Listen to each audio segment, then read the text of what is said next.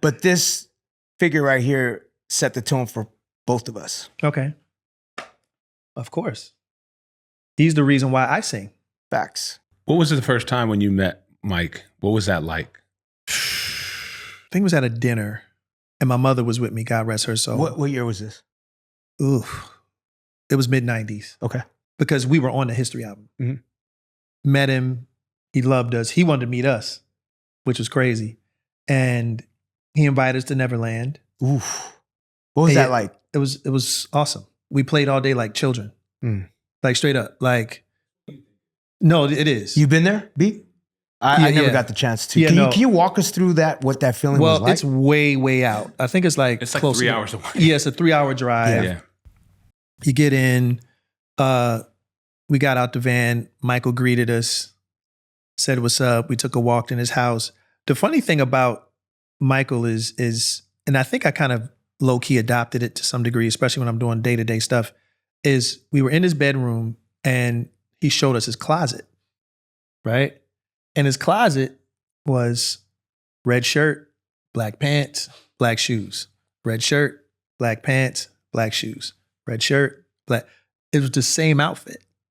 Because what he told us is that he adopted the ideal from Einstein that when you're busy and you're constantly thinking, the last thing you want to think about is clothes.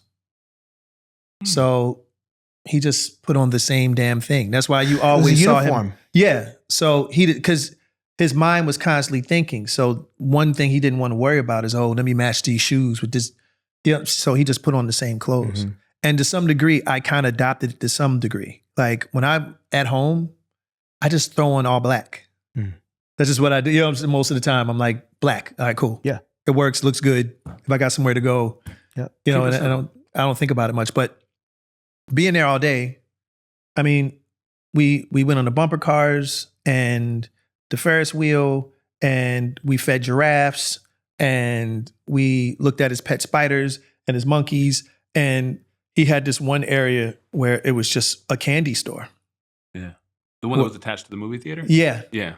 Where I mean, every candy you can imagine was in there, and we went fucking ham. It was all free too. It was all free. He was like, take what you want. Yeah. How old were you? I was like, you were in your 20s? Yeah. I had to be like 24, some of that, 25, something like that. Yeah. But here's the one thing that he that always stayed with me. And I tried to practice this as much as I could. And if you ever go into my house, you kind of see it. Obviously, Neverland was a huge, like at least 20,000 acres, something crazy. And up on this particular hill was the Firestone house.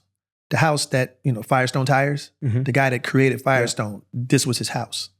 So he's like, yeah, I want y'all to come up here with me. So he drives, and he did drive. So he drove us up. What was he driving?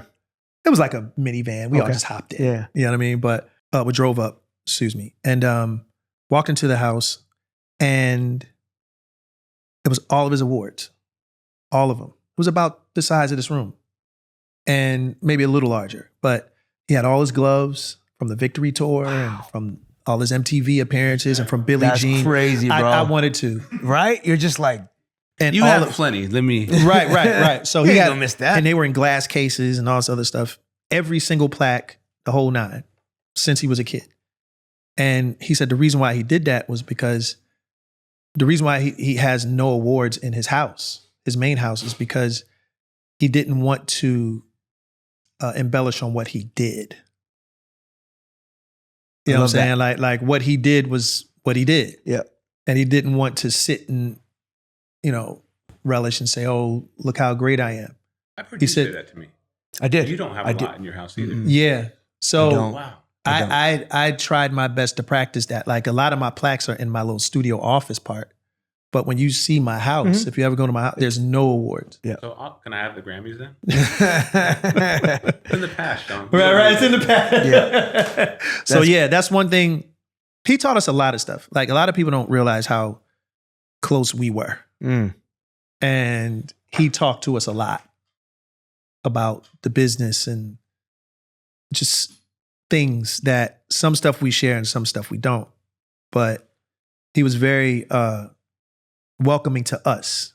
Like, and it's still a bug out because, again, this was my hero. I looked up to this man and he knew me by name. Yeah.